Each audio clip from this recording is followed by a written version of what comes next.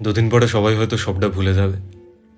তথাকথিত জীবন্ত শহরের বুকে অন ডিউটি একজন ডক্টর নৃশংস পাশবিকতার শিকার। কি দোষ ছিল তার?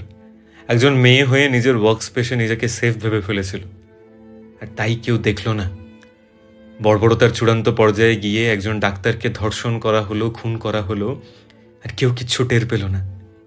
কলেজ কর্তৃপক্ষ প্রথমে আত্মহত্যা বলল, তারপর গল্প বানালো। তার বাবা মাকে অ্যালাউ করলো না মেয়েকে দেখতে। একটা বলির পাঁঠা খোঁজা হলো, তাকে মানুষের সামনে রাখা হলো, আর প্রিন্সিপাল বলল একটা মেয়ে একলা রাত্রেবেলা কি করছিল? কিছু না স্যার, আপনাদের দেয়া নাইট ডিউটি করছিল।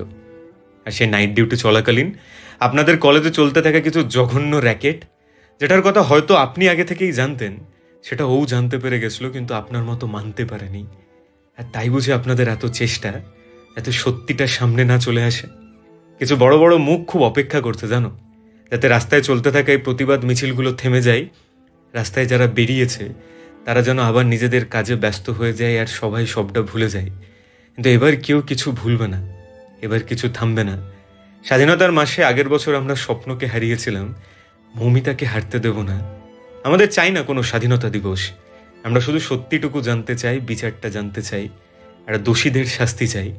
তাই আপনিও রাস্তায় বেরোন, প্রতিবাদ করুন, কারণ স্বাধীন হতে আপনারও বাকি আছে।